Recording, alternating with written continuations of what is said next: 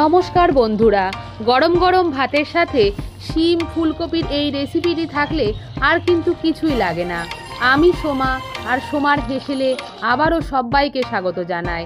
এই দুর্দান্ত স্বাদের রেসিপিটি বানাবার জন্য প্রথমেই এখানে আমি একটা ছোট সাইজের ফুলকপিকে এরকম ছোট ছোট টুকরো করে কেটে নিয়েছি। আর নিয়ে নিয়েছি কিছু পরিমাণে শিম। শিমগুলো আমি গোটাই রেখেছি। শিমের মাথাটা নিচের দিকের অংশের যে আঁশটা থাকে সেটাকে ছাড়িয়ে নিয়েছি।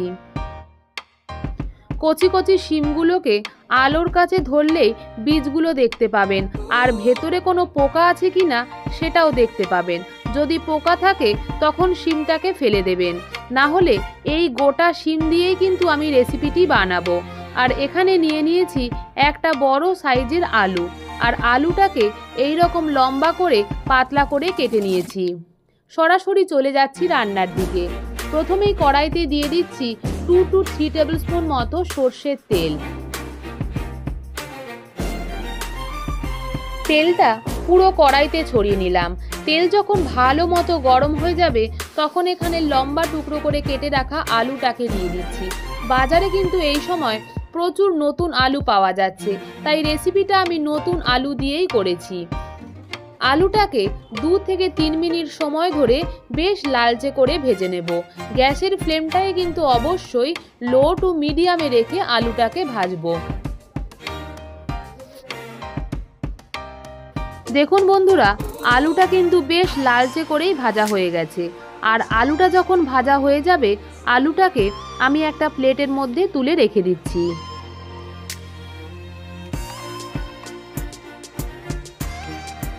ফুলকপিতে যেহেতু অনেক সময় পোকা থাকে, তাই ফুলকপিটাকে ছোট টুকরো করে কেটে ভালো মতো করে ধুয়ে নিয়েছি। এরপরে আমি ফুলকপিটাকে বেশ লালচে লালচে করে ভেজে নেব। এই ফুলকপিটা ভাজতেও 2 থেকে 3 মিনিট মতো সময় লাগবে।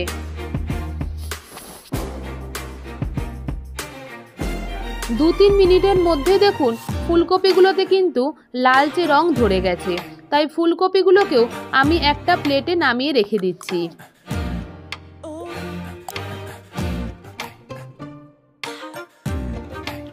এই পর্যায়ে আমি কড়াইতে 1 টেবিল স্পুন মতো সর্ষের তেল আবারও অ্যাড করে দিলাম।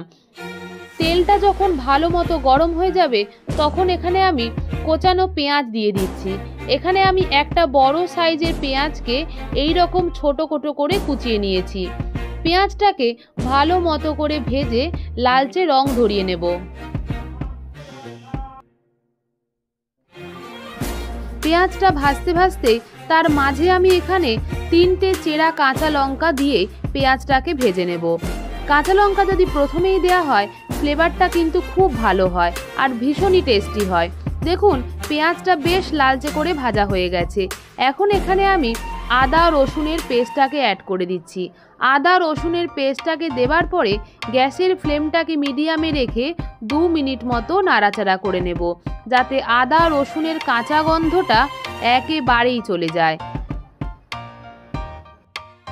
বেশ 2-3 মিনিট সময় নাড়াচাড়া করে নেবার পরে এখানে আমি গুঁড়ো মশলাগুলোকে অ্যাড করে দিলাম।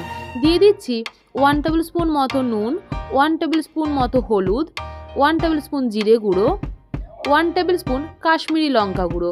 যেহেতু কাঁচা লঙ্কা ব্যবহার করেছি তাই এখানে আমি শুকনো লঙ্কা গুঁড়ো আর দিলাম না। মিক্সির বাটি ধোয়া জল সামান্য একটু অ্যাড করে দিলাম। আর টেস্টটাকে ব্যালেন্স করার জন্যে 1 টেবিল স্পুন মতো চিনিও দিয়ে দিয়েছি।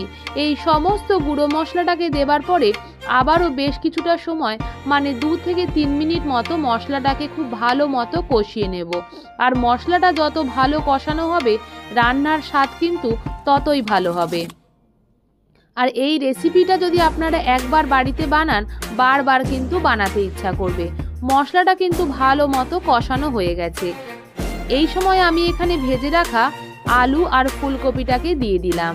আর তার সাথে যে শিমগুলোকে আমি কেটে ধুয়ে রেখেছিলাম সেই শিমগুলোকেও অ্যাড করে দিয়েছি। শিম আলু ফুলকপি দিয়ে মশলাটার সাথে আবারও ভালো মতো নাড়াচাড়া করে নিচ্ছি।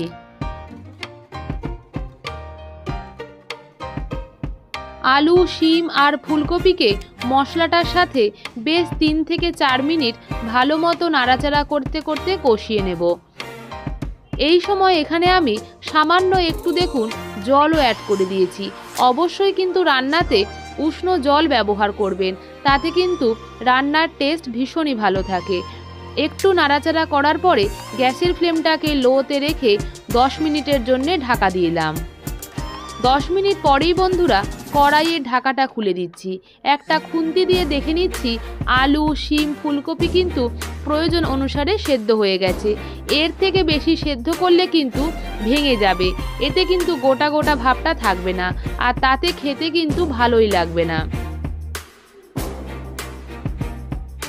ভালো মতো নাড়াচাড়া করে নেবার পরে কিন্তু এখানে আমি দুটো মাঝারি সাইজের টমেটো ছোট টুকরো করে কেটে দিয়ে দিলাম।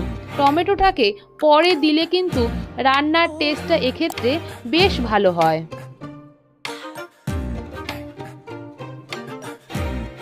টমেটোটাকে দেওয়ার পরে একটু নেড়ে চেড়ে নেওয়ার পরই কিন্তু এখানে আমি 1 মুঠো ধনেপাতা দিয়ে দিচ্ছি। শীতকালে আপনারা কিন্তু এই ধনেপাতা ব্যবহার করলে রান্নার স্বাদ কিন্তু দ্বিগুণ বেড়ে যায়। এইভাবে নাড়াচাড়া করতে করতে যেটুকু পরিমাণে সেদ্ধ হতে বাকি ছিল সেটাও ভালো মতো সেদ্ধ হয়ে যায়। এখানে আমি দিয়ে দিচ্ছি বড় গ্লাসের 1 গ্লাস মতো উষ্ণ জল। জলের পরিমাণটা কিন্তু আপনারা অবশ্যই আপনাদের ইচ্ছা অনুযায়ী ব্যবহার করবেন। এরপরে আমি গ্যাসের ফ্লেমটাকে বাড়িয়ে জলটা ফোটার জন্য অপেক্ষা করছি। আর জলটা দেখুন ভালো মতো কিন্তু ফুটে গেছে। এই রেসিপিটি কিন্তু প্রায় হয়েই এসেছে।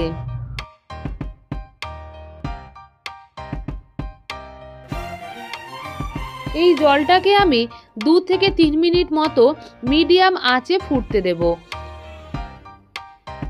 রেসিপিটি কিন্তু ঢাকা দেওয়ার আর দরকার নেই। এই জলটা ফুটতে ফুটতেই কিন্তু রান্নাটা একদমই রেডি হয়ে যাবে। মাঝে মাঝে খুন্তি করে সবজিগুলোকে একটু উল্টে পাল্টে দিচ্ছি।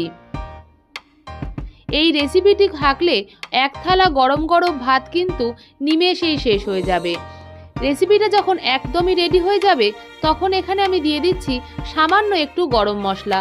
খুব বেশি পরিমাণে গরম মশলা কিন্তু দেবেন না। গরম মশলাটাকে দেওয়ার পরে গ্যাসের ফ্লেমটাকে আমি বন্ধ করে দেব।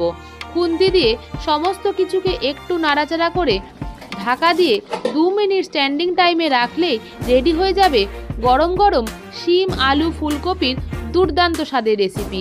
আপনারা অবশ্যই কিন্তু এই রেসিপিটি বাড়িতে বানিয়ে কমেন্ট বক্সে জানাবেন এই রেসিপিটি আপনাদের কেমন লাগলো। এই রেসিপিটি যদি আপনাদের ভালো লেগে থাকে প্লিজ ভিডিওটিকে একটা লাইক করুন, শেয়ার করুন আর আমার চ্যানেলকে সাবস্ক্রাইব করুন। ধন্যবাদ।